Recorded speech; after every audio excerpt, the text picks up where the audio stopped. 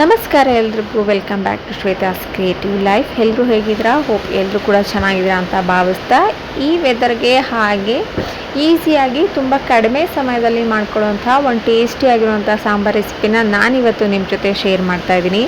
ತುಂಬ ಕಮ್ಮಿ ಸಮಯದಲ್ಲಿ ಮನೆಯಲ್ಲೇ ಇರುವಂಥ ಕಡಿಮೆ ಇಂಗ್ರೀಡಿಯೆಂಟ್ಗಳಿಂದ ಈ ಒಂದು ರೆಸಿಪಿನ ಮಾಡ್ಕೊಬೋದು, ಮತ್ತು ಹಾಗೆ ಕ್ವಿಕ್ಕಾಗಿ ಆಗುವಂತಹ ಒಂದು ರೆಸಿಪಿ ಅಂತಲೂ ಹೇಳ್ತೀನಿ. ನಾನಿಲ್ಲಿ ಮೊದಲಿಗೆ 1 ಸ್ಪೂನಷ್ಟು ಜೀರಿಗೆ, ಒಂದು ಅರ್ಧ ಟೀ ಸ್ಪೂನ್ನಷ್ಟು ಕಾಳು ಮೆಣಸನ್ನ ತೊಗೊಂಡಿದ್ದೀನಿ, 1-2 ಬ್ಯಾಡ್ಗೆ ಮೆಣಸಿನ್ಕಾಯಿ ಮತ್ತು ಒಣಮೆಣಸಿನ್ಕಾಯಿ, ಮತ್ತು ಒಂದು ಹಸಿ ಮೆಣಸಿನ್ಕಾಯಿ, ಮತ್ತು ಸ್ವಲ್ಪ ಕರಿಬೇವು, ಹಾಗೆ ಕೊತ್ತಂಬರಿ, ಹಾಗೆ ಬೆಳ್ಳುಳ್ಳಿ, ಹಾಗೆ 2-3 ಮೀಡಿಯಮ್ ಸೈಜಲ್ಲಿರುವಂತಹ ಟೊಮ್ಯಾಟೊನ ನಾನು ತೊಗೊಂಡಿದ್ದೀನಿ. ನೀವು ಇಲ್ಲಿ ನಿಮ್ಗೆ ಎಷ್ಟು ಜನಕ್ಕೆ ಮಾಡ್ತಾಯಿದ್ದೀರಾ ಅದ್ರ ಮೇಲೆ ಇದು ಡಿಪೆಂಡ್ ಆಗುತ್ತೆ.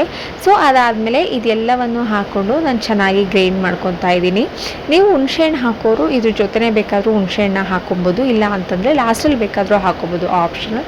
ಇವಾಗ ಈ ರೀತಿ ಚೆನ್ನಾಗಿ ಗ್ರೈಂಡ್ ಮಾಡಿ, ಈಗ ಒಂದು ಪಾತ್ರೆಗೆ ಸ್ವಲ್ಪ ಎಣ್ಣೆ ಹಾಕಿ, ಸಾಸಿವೆ, ಜೀರಿಗೆ, ಹಾಗೆ ಕರಿಬೇವು, ಸ್ವಲ್ಪ ಸಣ್ಣದಾಗಿ ಹೆಚ್ಚಿರುವಂತಹ ಈ ಟೊಮ್ಯಾಟೊ, ಹಾಗೆ ಸ್ವಲ್ಪ ಬೆಳ್ಳುಳ್ಳಿನ ಸೇರಿಸ್ಕೊಂಡು ಈ ರೀತಿ ಒಗ್ಗರಣೆಗೆ ಹಾಕ್ತಾ ಇದ್ದೀನಿ. ಸೊ ಟೊಮ್ಯಾಟೊ ಎಲ್ಲ ಸಾಫ್ಟ್ ಆದಮೇಲೆ ನಾವು ಏನೆಲ್ಲ ರುಬ್ಬಿ ಇಟ್ಕೊಂಡಿರ್ತೀವಲ್ಲ ಅದೆಲ್ಲವನ್ನು ಕೂಡ ಇದರಲ್ಲಿ ಹಾಕೊಂಡು ಚೆನ್ನಾಗಿ ನಾವು ಕುದಿಸ್ಕೊಬೇಕಾಗತ್ತೆ. ಅದಾದ್ಮೇಲೆ ನಮಗೆ ಕನ್ಸಿಸ್ಟೆನ್ಸಿಗೆ ಬೇಕಾಗಿರೋಷ್ಟು ನೀರನ್ನ ಸೇರಿಸ್ಕೊಂಡು, ಹಾಗೆ ಸ್ವಲ್ಪ ಉಪ್ಪು, ಸ್ವಲ್ಪ ಹುಣಸೆ ಹಣ್ಣಿನ ರಸ, ಸ್ವಲ್ಪ ಕೊತ್ತಂಬರಿ ಸೊಪ್ಪನ್ನ ಸೇರಿಸ್ಕೊಂಡ್ರೆ ಆಯ್ತು. ಈಸಿಯಾಗಿ ಟೇಸ್ಟಿ ಆಗಿರುವಂತಹ ಒಂದು ಖಾರವಾಗಿರುವಂತಹ ರಸಂ ರೆಡಿ ಆಯ್ತು ಅಂತಾನೆ ಹೇಳ್ಬೋದು.